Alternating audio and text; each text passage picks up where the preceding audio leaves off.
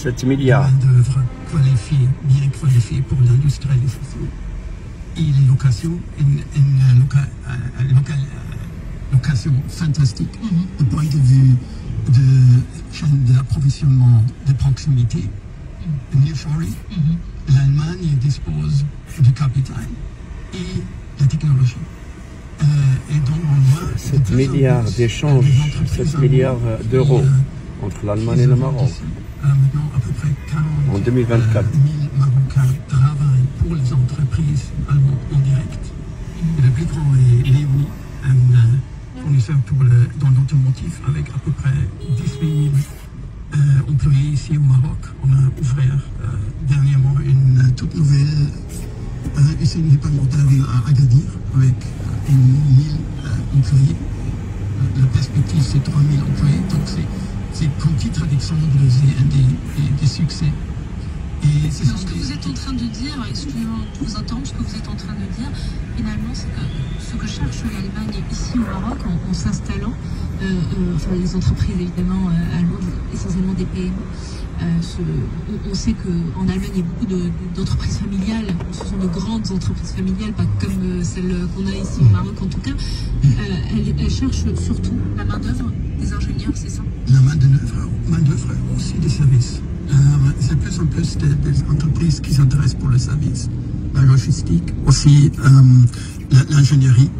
Il y a des entreprises allemandes qui se sont installées ici pour profiter de la disponibilité des ingénieurs marocains pour travailler pour les entreprises allemandes. Les ingénieurs marocains qui sont nombreux à partir à l'étranger aussi. C'est ça. Oui. Ouais. Abdrahni Youmni, économiste, consultant politique public, toujours concernant la question économique et ce que le Maroc peut offrir justement aux entreprises allemandes. Aujourd'hui, on sait qu'au Maroc, on n'a pas une approche pays pour attirer des investissements directs étrangers. On a un cadre général pour toutes les entreprises, quelle que soit leur nationalité.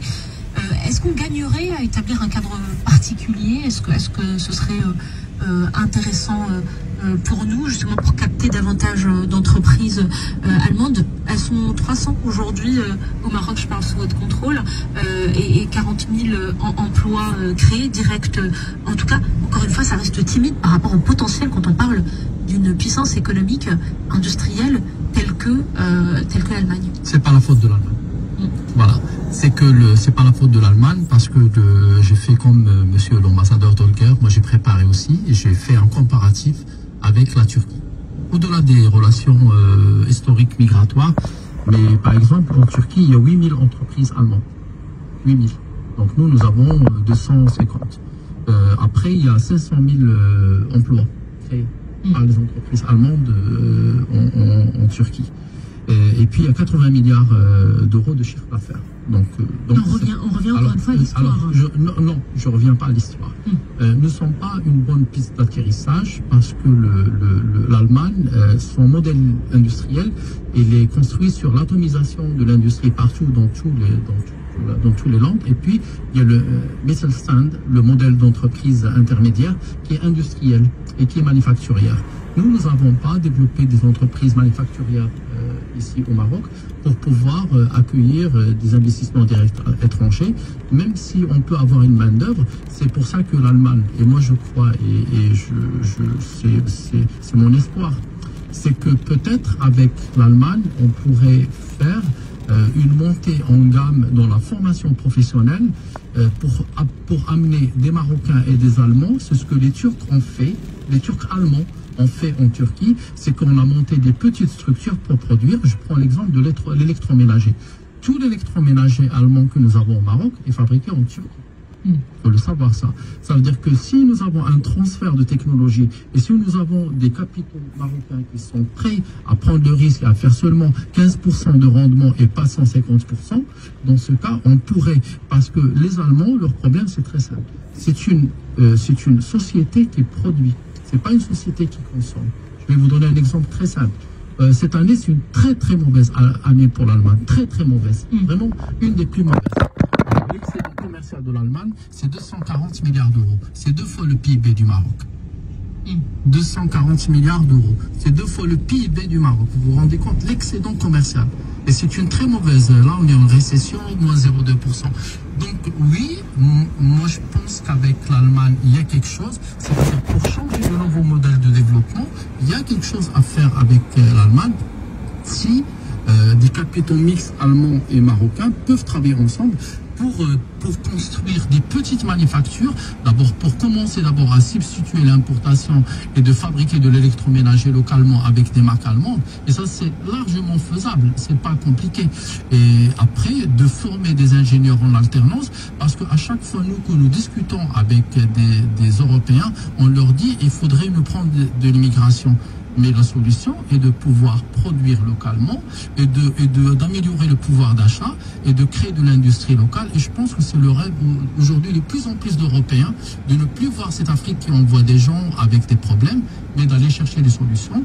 Oui, il y a une solution avec l'Allemagne si on propose des projets où on partage la valeur ajoutée et on fait de la manufacture comme ce qui se fait. Les Allemands font du... D'ailleurs, moi je vais dire que sur les Allemands, ils tiennent à avoir des balances commerciales équilibrées avec tous les pays, contrairement à d'autres. Avec leurs partenaires. Tous. Moi j'ai analysé la balance commerciale turque-allemande et marocaine-allemande, et puis allemande-française, puis allemande-italienne. À chaque fois, on retrouve un équilibre, y compris sur le type de produit. Parce que c'est très simple, par exemple, d'importer du fer et d'exporter de l'acier. Dans ce cas, vous faites de l'exploitation. Parce que, par contre, vous l'avez dit au début, vous avez dit que la relation entre la Turquie et le Maroc est complémentaire. Ça veut dire que nous avons des avantages comparatifs que eux n'ont pas. Et eux, ils ont des avantages comparatifs. Il vaut mieux échanger avec l'Allemagne aujourd'hui qu'avec l'Égypte ou la Turquie ou avec la Chine. Parce qu'il n'y a pas de transfert de savoir-faire pour créer de la valeur ajoutée. Ça dépend.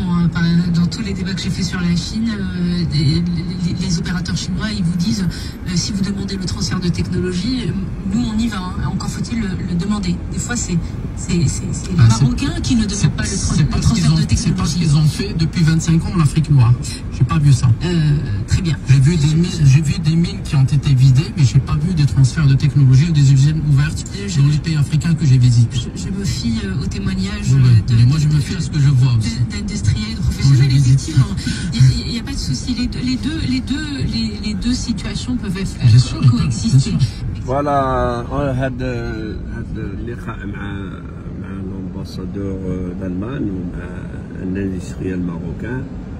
Au départ, doit على أن اللي qui entrave au développement de l'Afrique du Nord, c'est l'Algérie, avec le problème du Sahara artificiel qui a causé la misère de toute la partie de l'Afrique du Nord. أن شمال إفريقيا السبب ديالو هي الجزائر، وهذا المشكل ديال الصحراء والإرهاب ديال الساحل هو اللي السبب ديال الهجرة السرية وديال التيروريزم. قال لك هي السبب، خصها الجيري ما شديتش لو ديبا من الديبار ملي هادشي اللي كاين. ميرسي بوكو لي زامي.